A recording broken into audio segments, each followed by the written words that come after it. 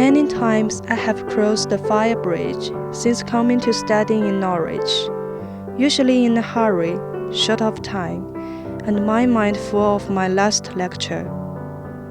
Then, one day, I looked around and realized this wasn't just any bridge. It looked old, but also so busy with people and traffic. Between one part of the city and another, I was curious not only about the history of the bridge and its surroundings, but also about the river and the wildlife beneath. So I made an appointment to meet with someone who could answer my questions. We're standing by the side of the River Wensum over here, and it's the river that most people who came to settle in Norwich came up. And we've had lots of people over the years. We've had Celts, we've had Romans, we've had Saxons, we've had Danes, and we've had Normans. And the area around here was largely settled by Saxons and Danes. And they wanted to bridge the river so they could use both sides of the banks.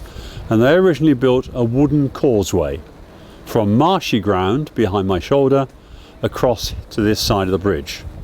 And that was then replaced eventually in the 14th century by a wooden bridge, and then in the 16th century by a stone bridge, and then we had another bridge in the 19th century, and the bridge you just see off to up here was built in the 1930s.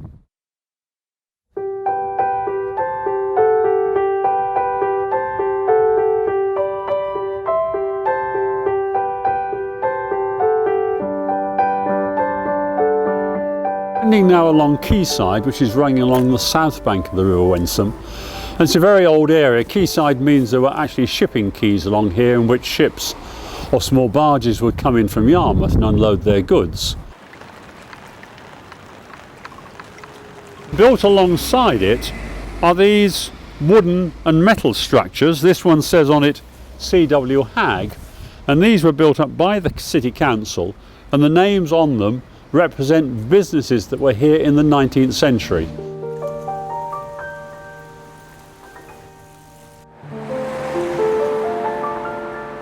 I'm just passing a pile of luggage that says Municipal School on it, and behind me is a late 19th century school. England got its first Compulsory Education Act in 1870, and that led to the setting up of school boards who built schools like this for children who would live in the area. On my walking tours of Norwich, this is one of my favourite areas. A lot of history, Elm Hill, the bridge, St Clement's Church, all add up to one of the finest and most interesting areas of the city. Under this busy bridge is another world, a haven of nature and wildlife. I met with local nature enthusiast Ian Foster. Now, of course, in the city, a bridge to us is somewhere to cross a river or a railway line or possibly another road. But across a river in the city for wildlife, it's a completely different thing. It's not seen as a bridge, it's seen as somewhere to go, somewhere to eat, maybe sleep, or to get warm. Now, the sort of animals we might see, hopefully, in the middle of the city are quite unusual. Things like kingfisher, very brightly coloured blue bird, which will be flying up and down to feed on fish. Pied wagtails, of course, lots of those seen in the city centre, and they'll be congregating around the bridge, around the trees around them. But the other thing to think about is it's somewhere to run away from, it's somewhere to hide, and underneath the bridge is a great place to keep away from your enemies. Surprisingly, this river here is slightly tidal. We have a surge of water that comes up. So sometimes, and it has been happening recent years, we've even seen seals. So as we get closer to the bridge, not only can you see wildlife, but you can see plants are also starting to build themselves a home in the brickwork.